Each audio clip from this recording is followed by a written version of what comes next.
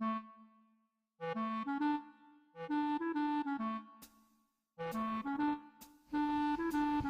po mga mamamayan, andito tayo ngayong hapon na ito. Good afternoon po sa inyong lahat. Dahil magluluto po ako ng Fuji Angelic Cake recipe. Fuji Bar Angelic Cake. Ito na po ang mga ingredients sa aking lulutuin. Fuji Bar. Tapos itong Presto Creams.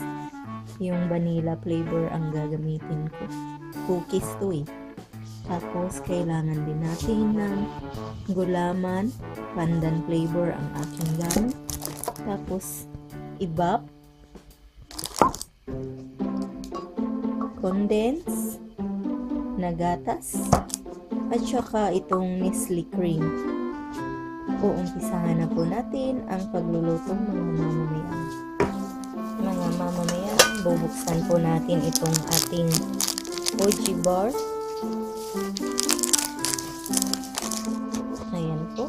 Tapos ilagay natin dito sa plato. Ayan. Pagkatapos po ay hahatiin ko lang po ito.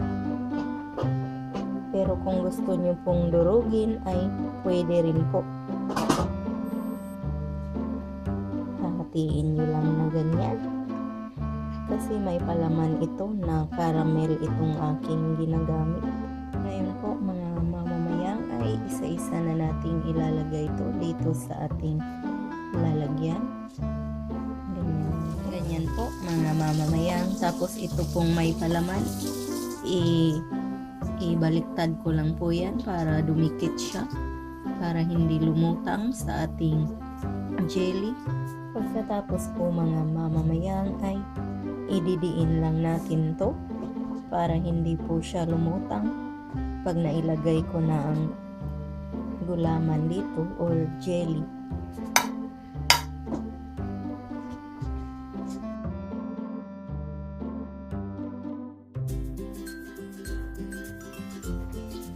Ayan na po mga mamamayang ang magiging itsura ng ating Fuji Bar. Pagkatapos po ilagay natin to sa refrigerator habang ginagawa ko po yung jelly. Ayan na po mga mamamayang, naglagay na ako ng 2 cups at kalahating tubig dito sa ating kawali. Tapos ngayon ay ilalagay ko itong powder ng gulaman.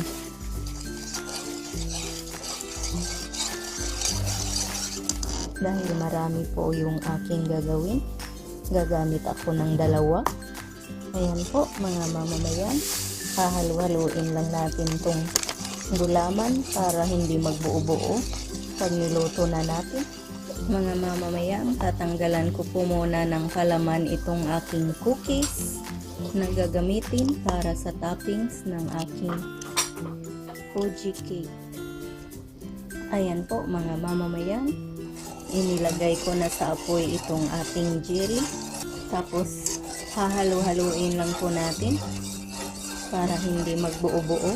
Tapos kapag kumulo na ay pwede na nating ilagay ang Nestle cream.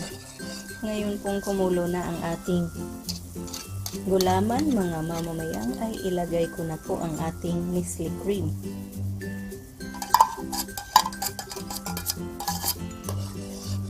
Tapos hinaan lang po natin ng konti ang apoy. Pagkatapos po ay maglalagay din po ako ng condensed milk.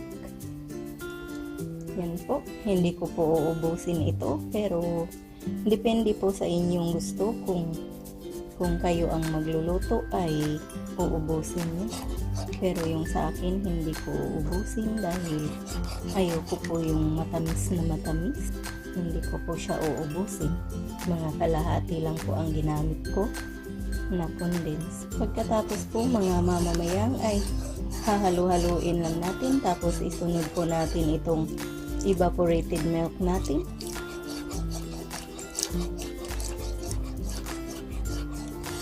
Yan po.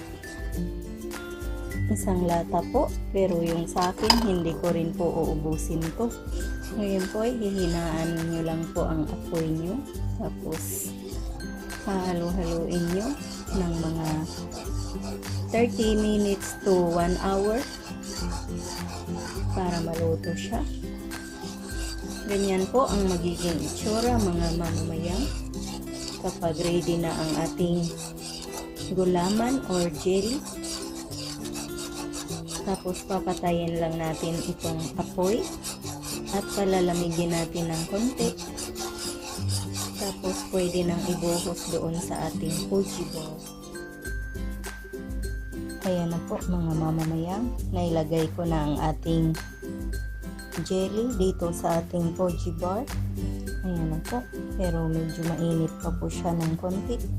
Nilagay ko na lang po kasi medyo gagaspang siya kapag malamig na talaga na ilalagay mo dito sa iyong Tupperware.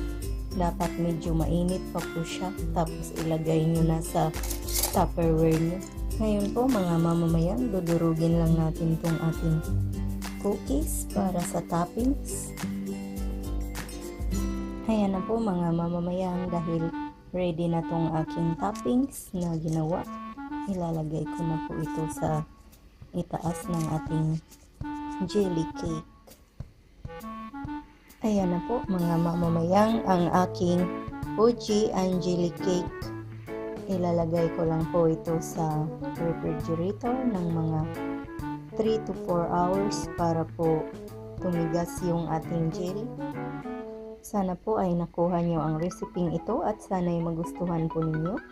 Maraming salamat po sa inyong panunood. Ito po ang inyong Ate Mayang na nagsasabi, mabuhay!